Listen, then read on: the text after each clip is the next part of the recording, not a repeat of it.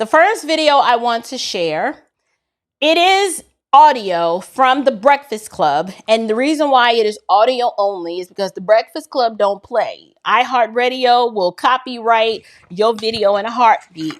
And I don't need no help with copyright claims and strikes against my channel. So I've had to manipulate this content so that I can make it accessible for you guys.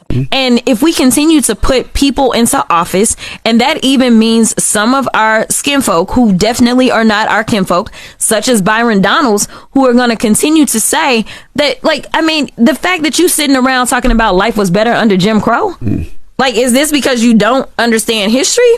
Or literally it's because you married a white woman and so you think that whitewashed you? I'm not really sure like what it is. Well, but I need to be married to a white woman under Jim Correct. Correct. And it took Joy to call him out. So I'm like, bro, like, what are you talking about? Like, what are you saying? Like, he just out here, you know, I feel like they give him his talking points and he's like, yes, massa, I got it.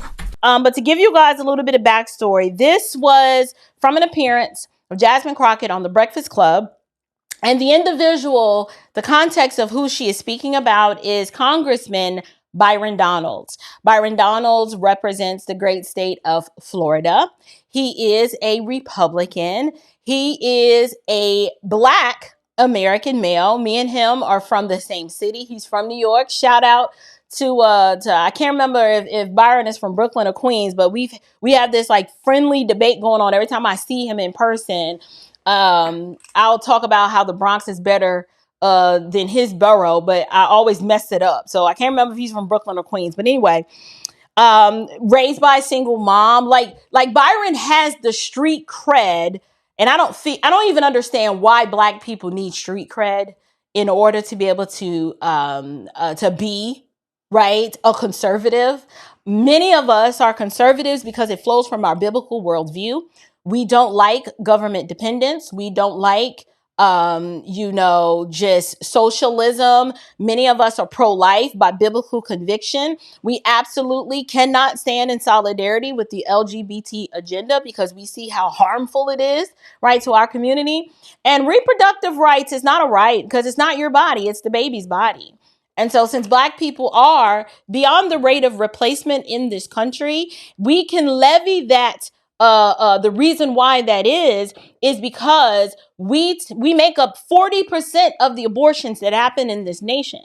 So if Black women are not getting married, and if Black women are not having babies, eventually the Black community that both sides claim to love so much will cease to exist. That is a fact. That is not hyperbole. That is not us trying to fear monger. That is just the absolute truth. I said all that to say, because this is a classic example of Congresswoman Jasmine Crockett blatantly being disrespectful and racist. And might I add, there is a bent of misandry in this comment, and I'm going to explain why.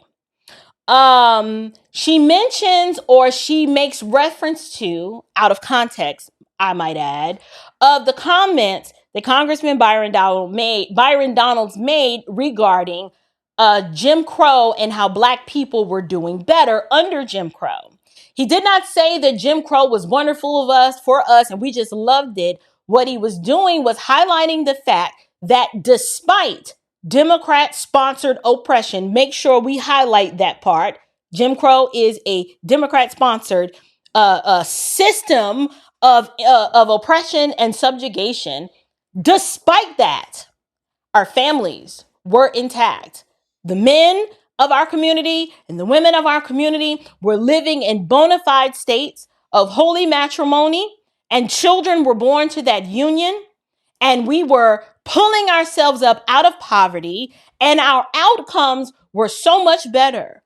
We did not have crime proliferating our communities. Why? Because the father, the man, was the head of his home, and he taught and instilled in his children that it ain't what they call you, it's what you answer to. And why do you want to be somewhere where they don't want you to be anyway? And not you need to be the best or you got to be 20 times better, but so that you can be accepted. But rather, you should just strive to be the best because that's how you get your respect in the world.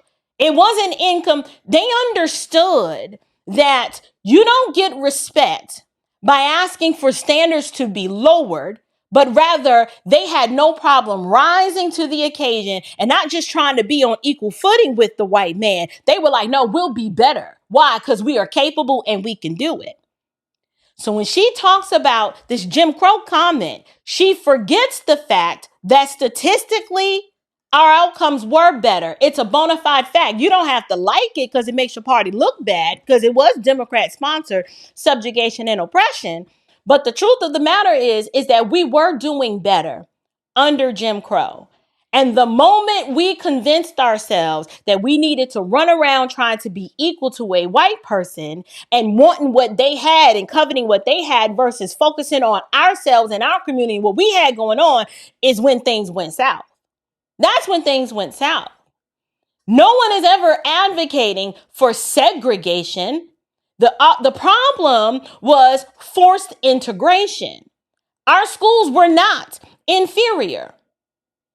If you talk to people who were raised during this time, they're like, we didn't have school shootings. Our schools, we had black teachers and the children respected those teachers and we were getting along just fine. Our schools were fine. HBCU enrollment was high. We wanted to go to our own institutions. We weren't begging, okay, you don't want to let us in? Fine, we'll start our own schools and we'll build them from the ground up with the bricks that we make ourselves. That was happening. Where do you think Tuskegee came from? That's where Tuskegee came from. Booker T. Washington taught those students that we will build our own school, we will educate ourselves, and not only that, we're going to be educated and we're going to have skills that make us valuable in the marketplace so that we can compete on equal or, if I might add, better footing to where they'll have to come to us. That's what we were taught.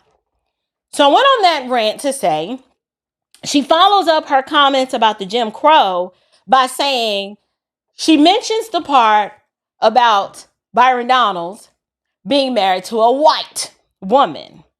And I was like, this is funny to me. This is so funny to me because this woman was, if not, she sat on Kamala Harris's campaign committee, and Kamala's married to a white man and she ain't even black. So I'm like, it's okay for a black woman to be married to a Jewish man, and we ain't got no smoke for her, and ain't nothing wrong with it, and she gets queen, mother goddess, yes, queen. She gets queen with a K. She gets all of that. But Byron, he can't be married to a white man, a white woman. Help me to understand this double standard. Now, hear me clearly. I don't have a problem with Kamala being married to a white man. She is free to choose whatever spouse that she wants. She's free to do that.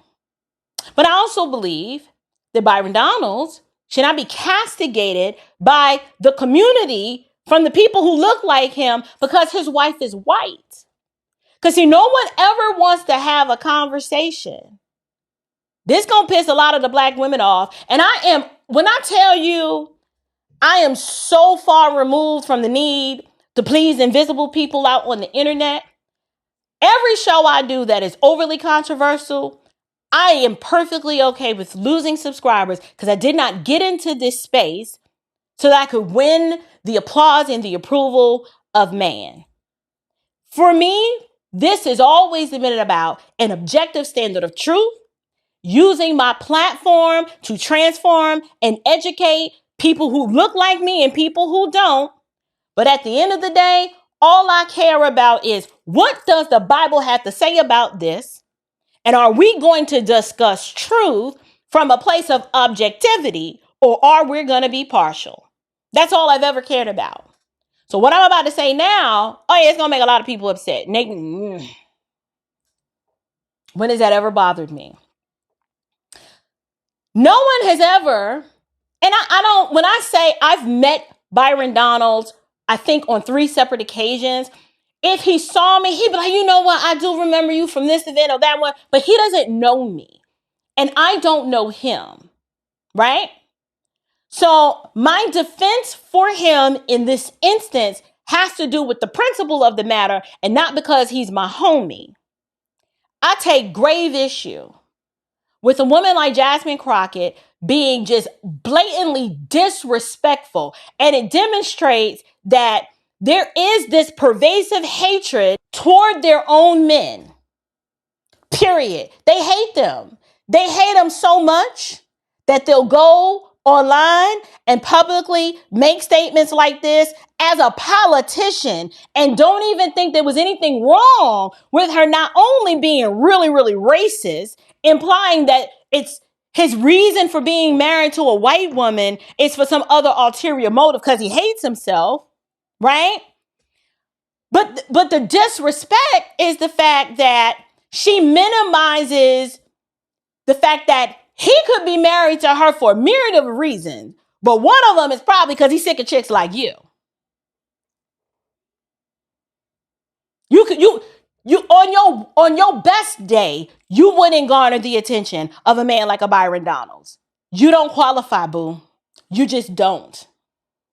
He not about to deal with all this and no. For where he's going in his world and in his life, he's not bringing that along with him. He's just not. When he goes to an event, and I'm not saying that, hear me clearly, because some of y'all hear what you want to hear, and you done tone me out.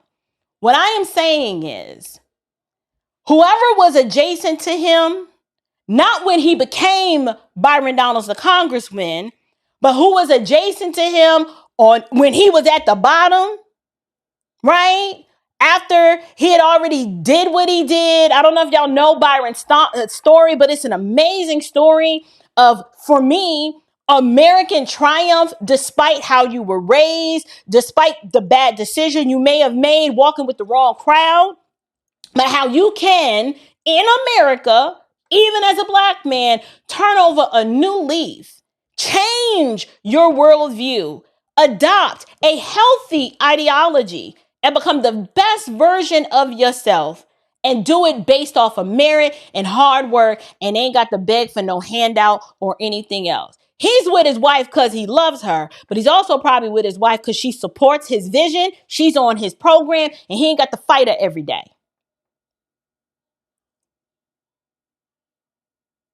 She's born his children. She is laboring alongside him as he serves his country in the capacity of a politician, and she understands the assignment. Now I don't even know his wife's name, but to make the content real spicy, we gonna call her Becky. We just gonna call her Becky just because a lot of us can learn a lot from Becky. Oh yes, I said it. I'm not married for 18 years with 4 babies by the same man because I wasn't peeping game and paying attention to what Becky could possibly teach me. Okay? Just saying, you ain't got to like it. You can internalize this commentary and be all mad about it. I don't care. Because on one breath, we're always saying how we want to be respected. We want to be celebrated. And then in the next breath, I don't need no man. You know what I'm saying? I could do all bad by myself. And, want to get all of that. They don't see you. There's no peace with you. It's all of this. All of this, all the time. Disrespect and out of order. They see the chaos when they see you coming. There's no spirit of servitude of, how can I serve you today? What blanks in your life do you need me to fill, boo? What you need? You need me to make a sandwich? I don't know. Lord forbid if they ask to make a sandwich. But it's the truth. So you making these slides about him being married to a white woman and never once did any reflection as to, well, why is he with a white woman? Or better yet, why do you care? Why do you care? Where's your black husband? Because you don't have smoke for Kamala and her white husband, which I don't find nothing wrong. I don't find anything wrong with what with any of these individuals, who these individuals have chosen as their life partner or their spouse. It don't bother me. I got my husband. I got my kids. We're good. But I'm not going to disparage another man that I ideologically disagree with. She said that because she knew she could say it and get away with it. She knew that there was going to be no guardrails on her speech to be like, that was kind of racist. How are you as a congresswoman? Like, there could be people in your district married to a white man or a white woman, and you didn't think they was gonna feel some sort of kind of way about that? It was blatant racism. But the racism is allowed to proliferate unchecked, and we're gonna get into why. This is the type of women that Democrats want you to elevate and be like, that's your queen right there. Somebody in the chat say, I love Jasmine Crockett. And I'm like, I'm sure you would. You like demonstrating the worst of our behavior and then elevating it as if it is virtuous. But there are a lot of us out here who are like, this is a bad look. Every time this chick opens her mouth, she set black women back 20 years.